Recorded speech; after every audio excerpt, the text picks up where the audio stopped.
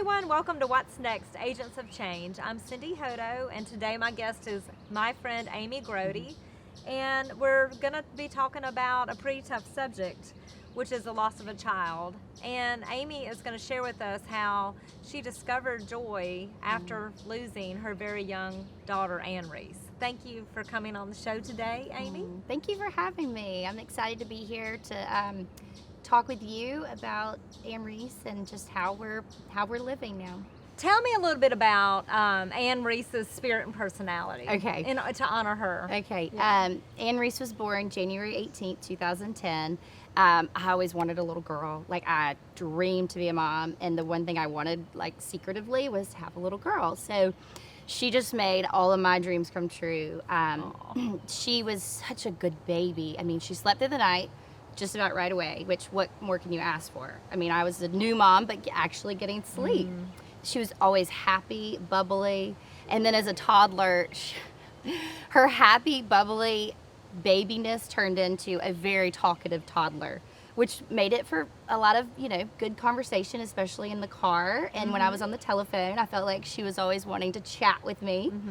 One of my favorite memories of her was in the grocery store. We never met a stranger, and she loved all her people so much. But in the grocery store, we would literally I would try to hurry up and get out of the grocery store, but there's no hurrying up with her because we'd have to stop and talk to everyone. So one time I was big and pregnant with our second daughter, and a man walked up to us and started talking to us. And he had a big belly, like I had a big belly. And quickly she said to him, "Oh, you have a baby in your belly like mommy has a baby in her belly." So she was very spontaneous, talkative, never met a stranger, and just a joy to be around. And that was an embarrassing moment, but it's one that I treasure.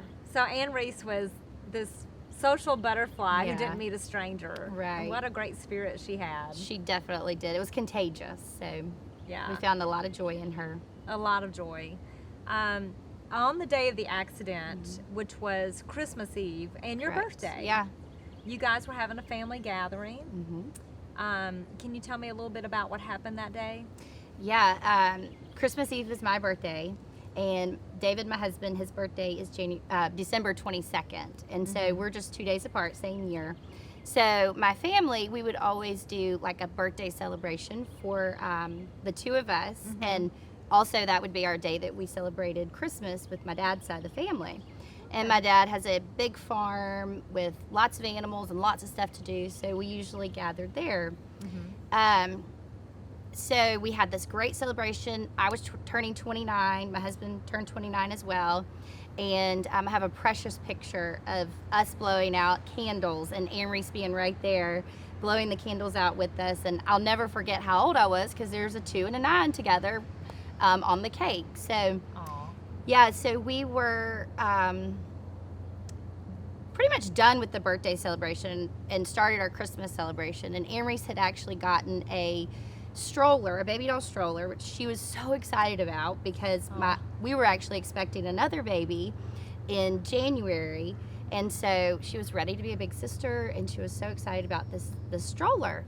So my dad gives it to her, and then, he gave it to her in a box. And she's like, well, somebody has to put this together. So they quickly put it together for her, and she goes about her way strolling this baby doll stroller. And we were all sitting on the back porch, and close to where the back porch was, in an area that we could see, no more than probably 30 yards away from us, there was a swing set that my dad had actually built. For Ann Reese, and it was a 2-person swing set. And my nieces, were swinging on it, and it just, I remember I saw them swinging, I saw her strolling, and then I looked down at my phone, and it was 3:30, and I got a text from my mother because she wasn't there at the time, and I remember, as soon as I looked up, or right before I looked up, I heard screams and a crash. And when I looked up, the swing set was on Ann Reese. At that time, I feel like time kind of stood still and fast forward at the same time. It was Right. this very almost like a lucid feeling where you're almost out of your body. It was so hard to describe, but I remember every second of that day. I remember the smells and the feelings and the sounds, but everybody just quickly went into action, to get the swing set off of her. But my husband and I knew that it was very, very bad because, they were giving her CPR. It was just a very, very surreal feeling. Like my husband and I were on the ground just praying that God would save her and that this tragedy would we'd just wake up from this nightmare. From the bad dream. Yeah. So that day, that tragic day, with this sheer accident, became a long day. And I understand that you guys went, was it 3 hospitals? Yeah, 3 hospitals. Very, very soon after the swing set was taken off over, the ambulance or fire truck or, first responders got there. And they went into action. And we, I said that we knew it was bad when we first saw her, but right before that they took her in the ambulance to the hospital, one of the paramedics came up to us, and she actually was covered in blood, and that was a really surreal moment. And I remember us asking, "Is she alive?" And they said that they didn't know, that they were doing everything they could. So we just prayed at that moment. This horrific situation, and everybody was doing their best to save Ann Reese.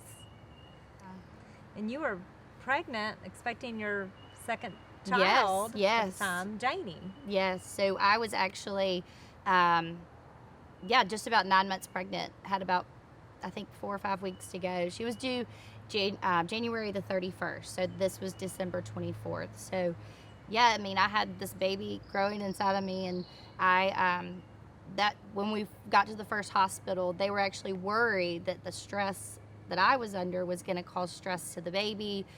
So they were trying to keep me calm, and that's probably why a lot of my family shielded us from a lot that was going on that day. So from the time the accident happened, or the EMT, just said, "I'm not sure," and you guys were praying, you guys, Ann Reese and y'all, went 2 ambulance rides, 1 life flight, 3 hospitals, Right. all within a time span of 6 hours. Her accident was at 3:30, and she passed away at 9:45. She was life flighted from Bay Minette to Mobile, and but we had to drive, Right.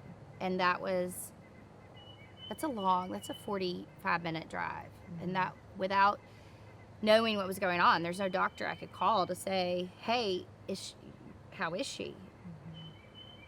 And that was Davey and I sat in the back of the car while my stepdad and mom drove us to the hospital, and we just held hands and prayed and hoped for the best. But I think both of us knew. One of the reasons we've bonded is you and I have both been on that same drive. Yeah. We've both lost children in very different situations. Yeah. And you had told me before in our conversation that Ann Reese was coding, and the situation was not looking good.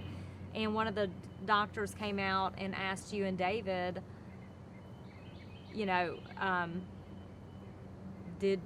did y'all want them to keep bringing her back? Right. Basically, the doctor could see that we were not ready to make that decision. Right.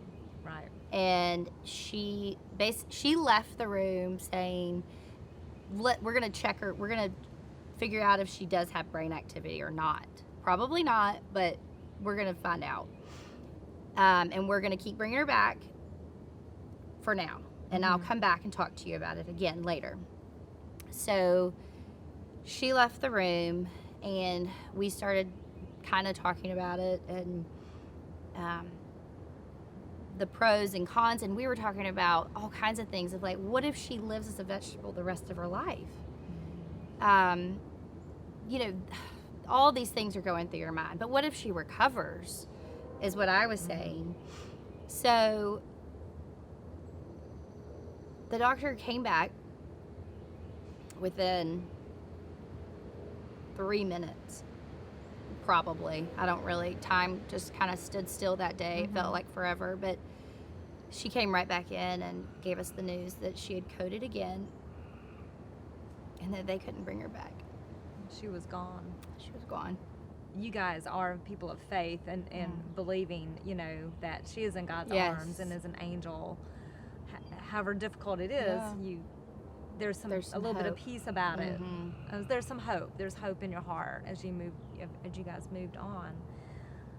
I think the one thing about the hope is, or I don't know how people do it that don't believe in the Lord and don't believe in heaven, because that has been one of the biggest places that I find hope, is being able to see her again. You know, when I reach heaven, I picture her standing at the gates with Jesus holding hand in hand, welcoming me in. And so that gives me a lot of peace and a lot of just strong desire to get to heaven. And she's going to be there waiting for I you. know. That's Yeah. what I really believe it and feel Yeah. it. I know one of the things that we were told, or we knew because we had other friends who had lost a child as well, were the statistics of couples not surviving their marriage after losing a child. Yeah. It seemed that you and David had that bond, formed that immediate bond and teamwork in the hospital. Yeah. How did you guys approach your marriage at that point when you realized she was gone and Yeah. you did have to let her go? Pastor Chad, my parents' pastor, came to my parents' house where we were staying on December the 26th, and he basically sat us down and said, hey guys, this is going to be really tough, because the percentage of couples who stay together after a child loss is it's low. You know, most people, they don't know how to grieve together, which we knew we didn't know how to grieve together. We didn't even know anything about the grieving process, really. So I know, and I appreciate the fact that conversation really gave us the just the drive to figure out, hey, we know we want to stay together. Now, how do we do it? What are the steps we need to take? And we actually started counseling right away with a Christian counselor who broke it all down for us and gave us permission to really feel whatever we were feeling and talk about it. It was we met once a week, and in that hour-long session, whatever we were thinking, whatever we were going through, we got it all out and really just learned how the other person was grieving and how we could help the other person without bringing them down into our own grief wherever we were in our process. And David's just an amazing guy. I mean, I knew without a doubt that we would get through this, and it was going to take a lot of work, and it still does. But there's just no way that I would ever want to do this without him. So beautifully said, and I love the way your face lit up when you said David's such an amazing guy. And because it's hard, marriage is hard, Right. period, let alone having to grieve together. Yeah. And you guys have just set such a great example to other people Thank you. who are going through the same thing. How did you work through some of your grief? I know you had mentioned you started writing and doing a little bit of journaling. Can you tell me a little bit about that? Yeah, so I kind of get excited whenever I say but it's such a God thing. I mean, right after Anne Reese passed away, my friends decided, hey, we need to basically get information out to people. And the best way to do that in the time frame was Facebook. So they created a Facebook page called Remembering Ann Reese, and it was people were asking how they could help. And the easiest thing to do were, make a meal train and all that and post it onto the page and kind of just inform people of what was going on with us, and then also how they could help.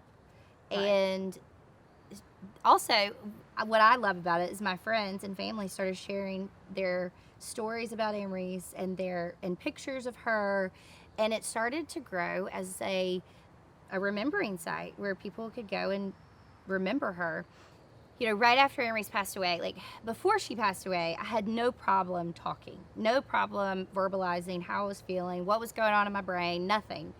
But after she passed away, I think the grief really just, there was a block there. And when people would ask me how I was doing, I couldn't verbalize it. I was kind of stuck and couldn't express how I felt. And I actually started jumping on the Remembering Ann Reese page and sharing my own thoughts and my own feelings, and usually a picture of Ann Reese. And it's crazy because I feel like God really used this page for me as a healing tool, because whenever I had these, grief just had gripped me and I couldn't think of anything else, and I had to get it out.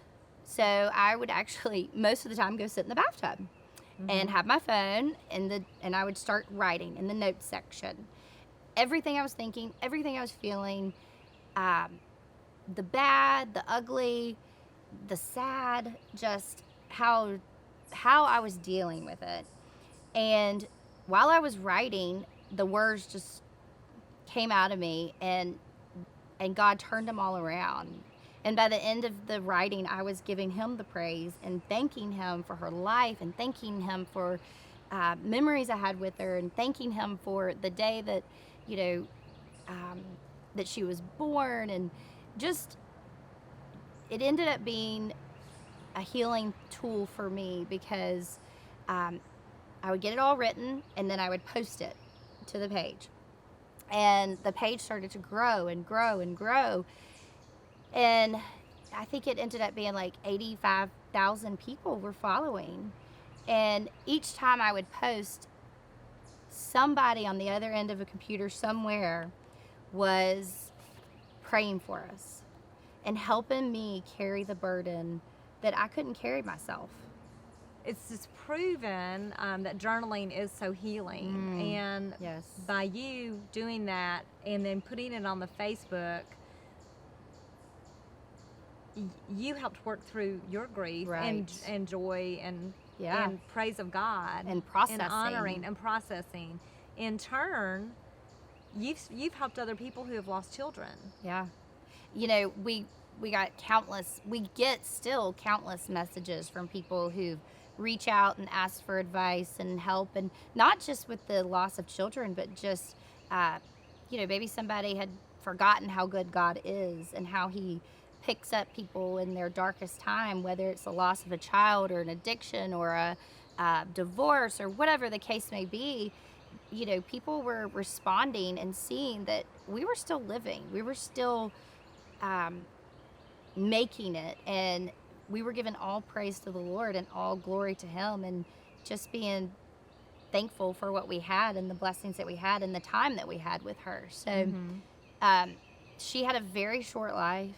She was just shy of 3 years old, and the impact her not even 3 years has had on me and our family and countless other people. I'm just so thankful for her little life and her legacy that, I've had people tell me, because of her and her story and the way that your family has allowed God in and allowed him to heal you and to bring joy back to your life, they can keep going and they can find joy and peace. And a lot of people have told us, your story has turned us back to the Lord. I was in a dark place, and reading the post just reminded me of how good our Father is. So So Ann Reese's life, however short, wound up reaching so many more I than know. you might could ever even imagine. I know. I'd still picture in my mind, I have this, I told you, I have this vision of meeting her in heaven. Well, I also have a vision of countless people behind her, Right. that maybe just one time heard her story and turned their eyes to the Lord. I just have a picture of an army behind her of people that are there because of her, maybe. She's still that social butterfly. There, that's She it. really is. Yeah, Yeah, it's she's true. out there being that social butterfly. And you had Janie. You asked me about when did I have a turning point, and that was definitely the very first one, was experiencing life again after Maurice died. I had this baby growing in my belly, and I couldn't give up because of her. I wanted to so many times just be done with this life, because it was hard after losing a child. I mean, the grief is all consuming at times, but I would feel these kicks and these rolls of this baby growing that needed me, just like Ann Reese needed me. And I knew that I had to keep going for her. I had to get out of bed, had to keep my one foot in front of the other. And, the day that she was born, everybody was just giddy. I mean, she had more hospital visitors than, the hospital staff was just like, go ahead, this way, she's in here. There's the celebration. Yeah. It was like a party every day. But there was so much joy that was restored that day. And 18 actually means life in Hebrew. And Janie's name means God's gracious gift. And so we feel like she was our gracious gift of life after death. So such You're a little sweet blessing. Janie. Yeah. And God's- Ann Reese called her Baby Zane with a Baby Z. Zane. Yeah. And I was gonna pull up something on the Facebook page, and it's stuck on this picture, so I have to just show it. Yeah. And it is on Remembering Ann Reese, the Facebook page. But this is y'all's Easter picture. Yeah, And that's so this you year. have Janie, and what's your youngest daughter's name? This is Alice. Alice. So 2 girls. Yes. And just such a beautiful, joyful family. And Alice's birthday, actually, she was our spring baby. She was March 24th. And I was hoping that she would come on March 18th, because I'm like, Ann Reese's birthday is the 18th. Janie was born 18 days after Ann Reese died. And then I was like, we need an 18 in Alice's birthday, because it means life in Hebrew. And turns out one of the nurses said, if you add up all the numbers in her birthday, it actually adds up to 18. So another just proof that we had a life blessing. Another life blessing. Yeah. And on that, let's close. Yeah. I can't think of anything else except for celebrating life. Your the way you live exudes happiness and joy. When I first met you, I didn't know your backstory. And then when I found out, that you had also lost a child, I was like, gosh, she's always so upbeat and joyful and happy. And so thank you so much for being on the show and being the example to others that you are. Well, thank you. That's one thing. If I can do good by Ann Reese and continue to choose joy and to serve the Lord and do good by her death, that's what I'm going to do. So thank you for having me. Thank you. Appreciate it, Amy.